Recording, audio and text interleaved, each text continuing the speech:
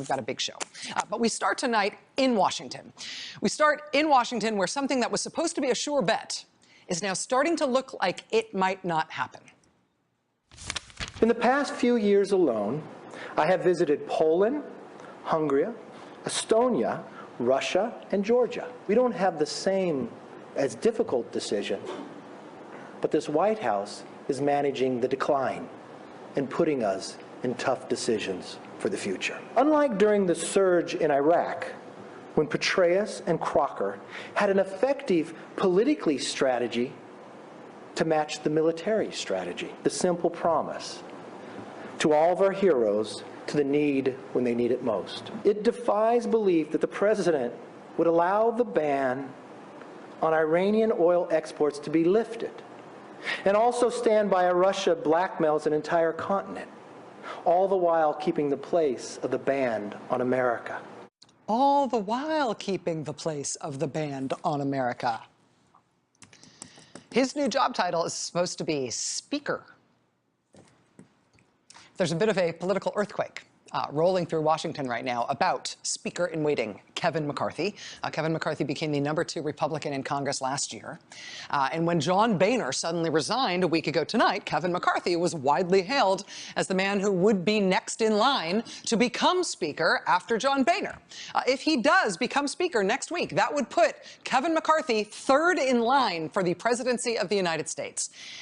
And one of the remarkable things, a truly historically remarkable thing about that prospect of him becoming Speaker is Mr. McCarthy's lack of experience. Not since 1891 has anyone with such a small amount of experience in Congress become Speaker. And frankly, the guy who became Speaker in 1891, even he had more experience than Kevin McCarthy did in Congress. He's just the closest one that we can find. One of the other remarkable things, though, about the prospect of Kevin McCarthy becoming Speaker is the issue of his skill at speaking. In the past few years alone, I have visited Poland, Hungary. Hungary was super happy to have him. No American politician has ever visited Hungary before. We checked the records. Kevin McCarthy's speaking skills are unusually, notably, insert adjective here, for any member of Congress, let alone for somebody who's supposed to now become the second most powerful person in Washington, the man in charge of Congress. I mean, those clips we showed before with him talking about visiting Hungary and putting the ban on America and all the rest, those are all from his first ever foreign policy speech, which he delivered earlier this week as what I think was sort of a rollout event, so we could all start imagining him being third in line to the presidency. And when Kevin McCarthy screwed up so many things in that speech, to the point where it was, at times, it was funny, I mean, some observers, fair-minded observers, said maybe that was just an instance in which he was having trouble reading. I mean, one empathetically nearsighted producer on this show said perhaps Kevin McCarthy screwed up so many things in that speech because he didn't have his reading glasses on, and maybe he just couldn't read the pages of the script in front of him during that speech. I was sympathetic to that possibility. But then this happened. This was Kevin McCarthy last night on the Fox News show, which is hosted by a very nice guy named Bret Baier. And for this particular Kevin McCarthy word typhoon, can we call it that? He was not reading this time. This one cannot be explained by forgetting his reading glasses or something. I think this is maybe just what he's like. Look at the way they have carried themselves out. What had happened within the truth, you found out about a server. Sometimes truth comes out in other manners. It wasn't what I, in my mind, was saying out there. I was saying some truth came out from this committee is where you found the server, where you went forward. You can always improve. You can always improve. But it is daunting to think, look at the way they have carried themselves out. They picked themselves up by their pants. And it is daunting to think how much he will probably want to improve between now and next week when they take a vote on him to become the second most powerful person in Washington after the president. But this really is the way Kevin McCarthy talks. This has been a bit of a setback. It's been a setback, yes, because I do not want to make that harm Benghazi committee in any way. I do not want to make that harm Benghazi committee in any way. No one wants to make that harm.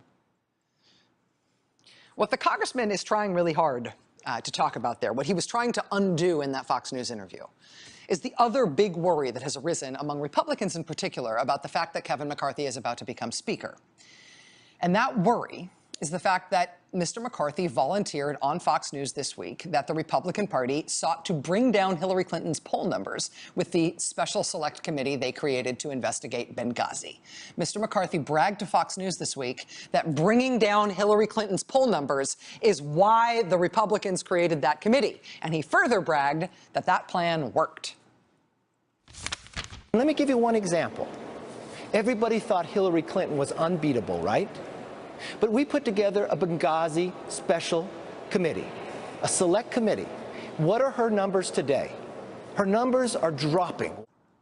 Since those comments, it has been a building rumble throughout Washington that maybe Kevin McCarthy should not be Speaker of the House.